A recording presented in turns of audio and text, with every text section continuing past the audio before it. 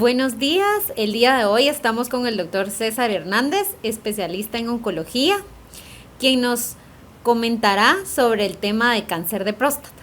Buenos días, doctor, ¿cómo está? Gracias por su tiempo. Muy buenos días, es un gusto estar frente a tu audiencia, tratando de responder algunas preguntas sobre el cáncer de próstata y la importancia del tema. Gracias, doctor. Pues para iniciar, ¿nos puede comentar un poco sobre la incidencia del cáncer de próstata a nivel mundial y aquí en Guatemala? Pues el cáncer de próstata es la causa número uno de cáncer a nivel mundial en el hombre, y Guatemala no es la excepción, también es nuestra causa número uno de cáncer en cuanto a incidencia, es decir, la frecuencia de ver pacientes con esta enfermedad. Se dice que 1 de cada 7 hombres desarrollará esta enfermedad a lo largo de su vida. En cuanto a mortalidad asociada por esta enfermedad, la causa número 5 a nivel global y la segunda a nivel de Guatemala. Y la razón por este cambio, donde es más frecuente la mortalidad, es porque hacemos diagnósticos más tardíos. Es decir, estas enfermedades del cáncer, entre más temprano se detecten, más posibilidades habrá de curación. Y nosotros pues estima que más de la mitad de los pacientes que acuden al diagnóstico, la primera consulta, ya llevan enfermedad metastásica, entendiendo esto como una enfermedad avanzada. Doctor, ¿y cuáles son los factores de riesgo para tener esta enfermedad? Los factores de riesgo para tener cáncer de próstata los dividimos generalmente en dos, en los que pueden ser susceptibles de prevención y en los que definitivamente no pueden ser susceptibles de prevención. Hablando de los que son susceptibles de prevención, por ejemplo, la dieta es un factor claro de riesgo. La dieta rica en grasas o comidas saturadas es un factor de riesgo. La obesidad, el sobrepeso son factores de riesgo. El sedentarismo o la falta de actividad física son factores de riesgo. El tabaco, el alcohol son factores de riesgo, todos ellos que pueden ser prevenibles. De ahí la importancia de ellos. Luego están los no prevenibles. Los no prevenibles es, por ejemplo, personas mayores de 50 años, son factores de riesgo. El tener antecedentes heredofamiliares es un factor de riesgo que no podemos prevenir. La raza, por alguna razón, la raza negra, por ejemplo, es más frecuente y susceptible a esta enfermedad. Esos son factores de riesgo que no podemos prevenir. Ni la herencia, ni la raza, ni la edad. Entonces, pero sí podemos prevenir los primeros que te mencioné. Doctor, usted mencionó algunos factores de riesgo para padecer cáncer de próstata. ¿Usted me podría mencionar algunos? Desde el punto de vista hereditario, sí hay factor de riesgo. Por ejemplo, el tener un hermano con cáncer de próstata te da un riesgo 2 veces mayor que la población general.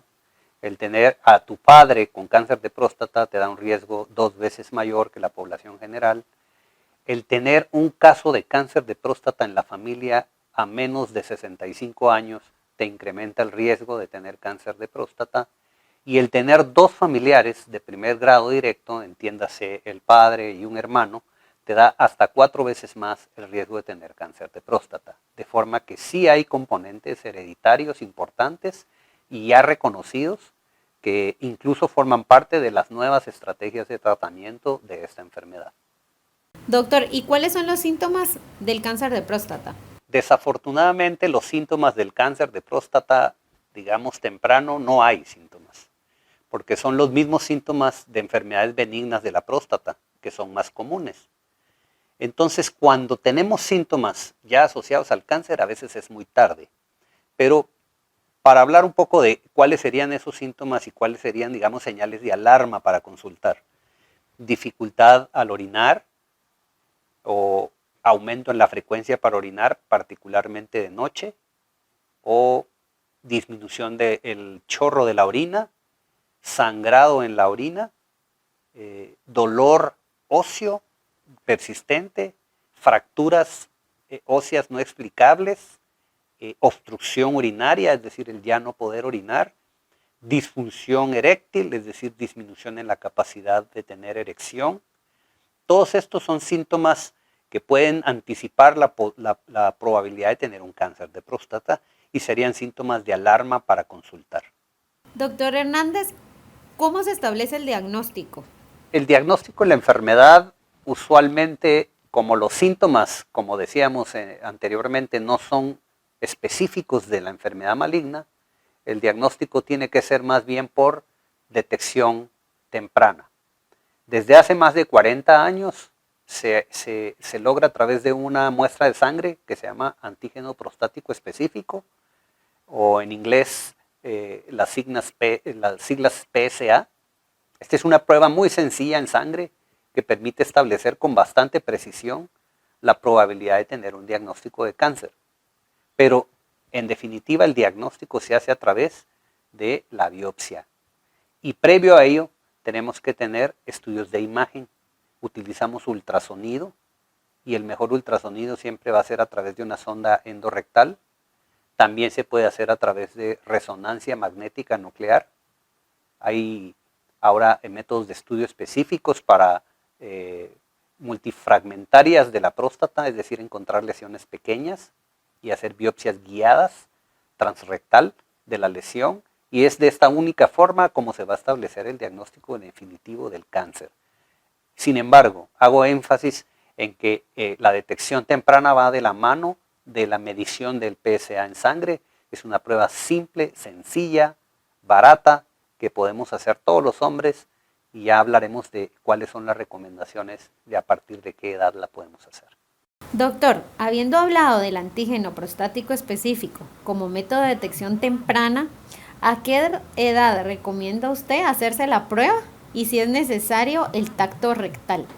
Bueno, en cuanto a las pruebas de detección temprana, te diría lo siguiente.